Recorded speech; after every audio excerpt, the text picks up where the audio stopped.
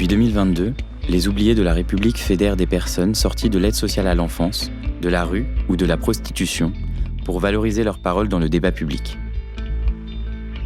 Dans le cadre des élections municipales 2026, ces femmes et ces hommes se sont réunis à Paris, Nantes, Grenoble, Lyon, Strasbourg, Marseille et Lille. Leur but ? Interpeller les candidats et candidates sur les questions de précarité et d'exclusion en tant que premiers et premières concernés. Dans ce podcast, ils s'appuient sur leur expérience en matière de logement, de lien social, d'accès aux droits et de santé pour formuler des revendications. Écoutons-les. Dans cet épisode, nous allons raconter nos parcours face à l'administration. Découragement, abandon, mais aussi solutions. Nous venons de toute la France. Et si nos expériences sont différentes, nos propositions, elles, sont communes. Je m'appelle Nathalie et je viens de Marseille.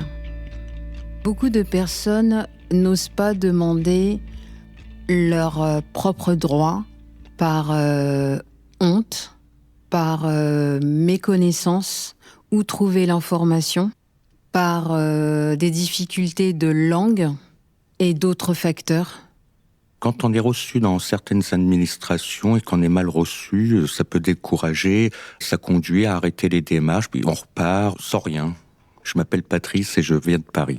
J'ai vécu plusieurs temps sans argent, sans RSA, et je sais plus vraiment comment j'ai fait pour survivre pendant ces temps-là avec rien.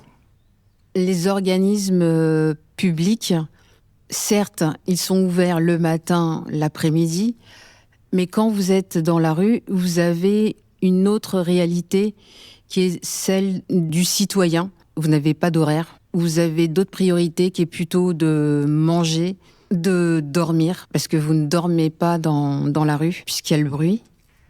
Le maire pourrait organiser, au travers des associations qui sont concernées par le sujet, des maraudes à but d'accès aux droits pour les personnes qui sont à la rue, afin de pouvoir mieux les informer. Nous savons que l'isolement empêche d'agir. Beaucoup d'organismes pensent qu'une affiche suffit pour que les gens viennent, alors que sans lien et sans repère, on ne reçoit aucune information. Pour que les droits existent vraiment, la ville doit aller vers les personnes, informer dans les lieux où nous vivons et mieux repérer celles et ceux qui n'ont accès à rien. Certaines personnes pourraient se dédier, s'ils ont du temps, à être un parrain ou une marraine d'une personne ou une famille de la rue pour leur montrer où dormir, où manger, où se soigner, ou autres besoins. Ce parrain ou cette marraine, la première question après, bien sûr, la prise de contact, c'est de demander de quoi a besoin cette personne ou cette famille. Parce qu'on ne peut pas se mettre à la place de l'autre.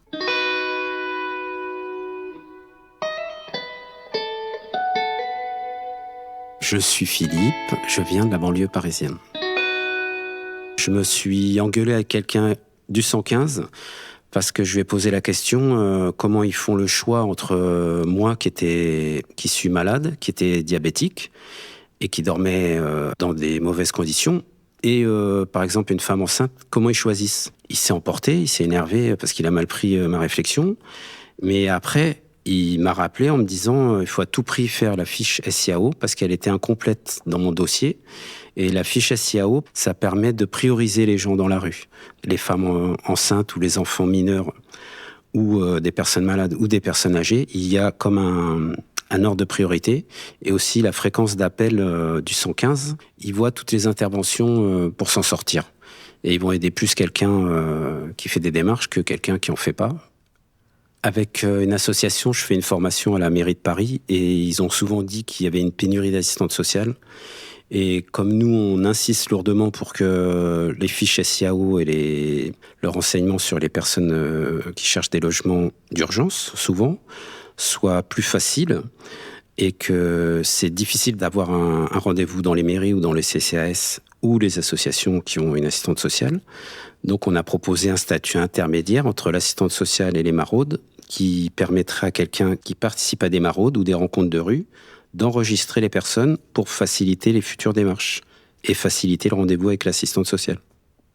Alors, ce qu'il y a de la fracture numérique, alors bien des fois dans des administrations, ils nous disent faites par Internet, et puis quand on est à la rue, qu'on n'a pas de smartphone ou d'ordinateur, on leur dit ça, ils nous disent malgré que vous êtes à la rue, c'est pas grave, quand vous allez rentrer chez vous, vous vous connectez à Internet. Voilà la réponse que j'ai eue une fois dans une administration. Dans notre ville, l'accès aux droits dépend trop souvent de la maîtrise du numérique ou de l'existence de bons contacts. Or, beaucoup d'entre nous ne savent pas lire un plan de bus, naviguer sur les sites administratifs ou disposent difficilement d'un téléphone ou d'un ordinateur.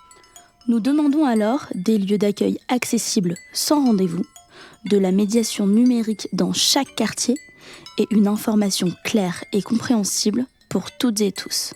Parce qu'un droit qui ne peut pas être exercé n'en est pas un.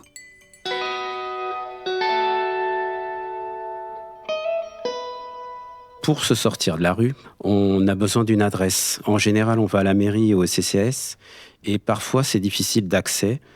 Et il y a des listes et il y a très peu d'associations et très peu de disponibilité pour faire cette adresse et ensuite faire suivre son courrier à cette adresse et aller le chercher une fois par semaine, par exemple. C'est primordial parce que sans domiciliation, on n'est rien, on n'existe pas.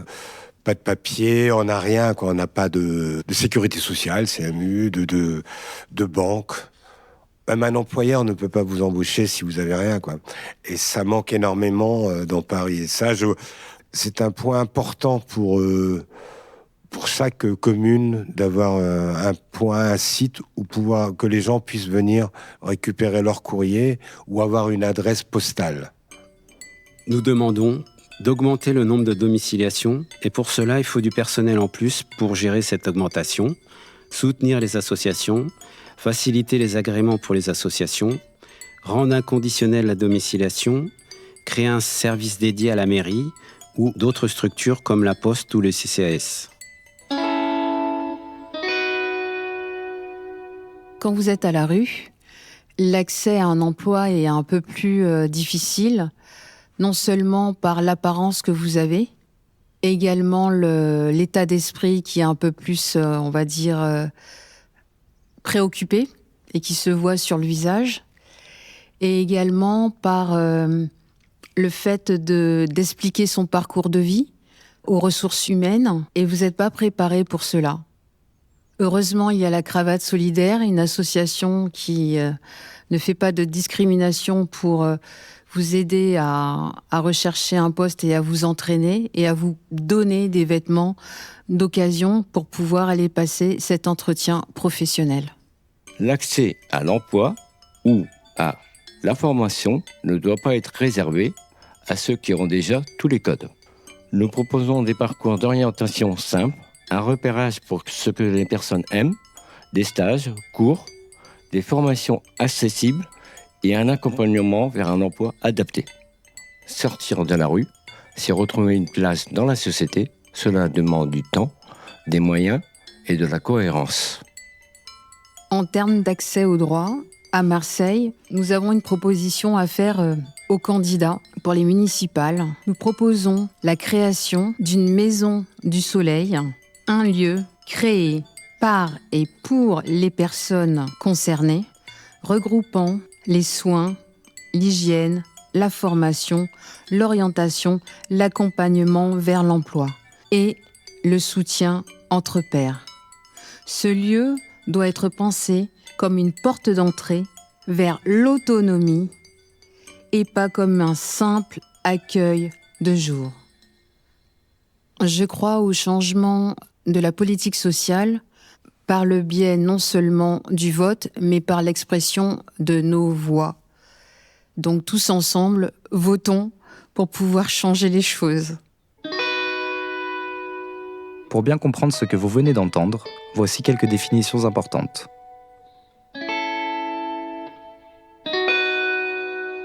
La domiciliation, c'est quoi ? La domiciliation administrative, c'est une adresse postale indispensable pour réceptionner du courrier, effectuer toutes les démarches quotidiennes, obligatoires ou non, faire valoir ses droits civils, civiques et sociaux, ouvrir un compte en banque, bref, pour exister administrativement. Chaque commune de plus de 1500 habitants a un centre communal d'action sociale qui doit obligatoirement domicilier les personnes sans adresse stable, et ceci sans condition. Tout refus est illégal et peut être contesté en droit via le préfet ou le défenseur des droits. Qu'est-ce qu'un CCAS ? Le CCAS est le Centre communal d'action sociale. C'est un service public de proximité obligatoirement présent dans toute commune de plus de 1500 habitants. Il a pour objectif de soutenir les personnes en difficulté. Pour cela, il propose un accompagnement social afin de faciliter l'accès à l'aide sociale légale, mais aussi à certains dispositifs locaux. C'est un établissement public de la commune, présidé par le maire. Il informe, oriente, instruit les demandes d'aide sociale légale et met en place des actions locales pour soutenir les habitants en difficulté. Qu'est-ce que le SIAO ? Le SIAO est le service intégré d'accueil et d'orientation. Ses missions sont le recensement des places d'hébergement disponibles sur le département, la gestion du service d'appel au 115 pour l'hébergement d'urgence, la réalisation d'évaluations sociales et psychiques des personnes ou des familles, le suivi des parcours des personnes ou des familles prises en charge jusqu'à la stabilisation de leur situation, l'identification des personnes en demande de logement. Que peut donc réellement faire le maire ? En matière d'accès aux droits, le maire peut soutenir les associations qui accompagnent les personnes précaires, donner des moyens au CCAS de sa commune et le doter de personnel suffisant et compétent, adapter les plages horaires d'accès aux services sociaux aux besoins des publics visés, former ses agents à un accueil et à une écoute bienveillante, créer un guichet unique dans sa commune et des permanences, afficher publiquement les droits des personnes précaires et les informations nécessaires, mettre en place une politique d'aller vers les personnes en difficulté de sa commune, rendre les dispositifs accessibles à toutes et tous. Si nos témoignages et nos revendications vous ont intéressé, vous aussi, vous êtes compétents pour changer les choses. Interpellez vos candidats.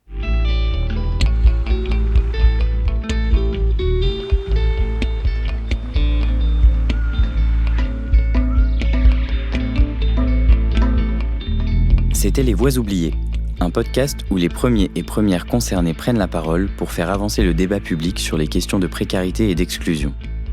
Il a été réalisé grâce au soutien des associations Repères, Au Captif La Libération, La Cloche, le Centre d'action sociale protestant, ATD Carmonde, l'Archipel des Sans-Voix et Entourage. À la conception, Arnaud Merle-Daubigné et Davy Beauvois pour Les Oubliés de la République. À la réalisation, Marine de Royer pour l'agence Gibraltar.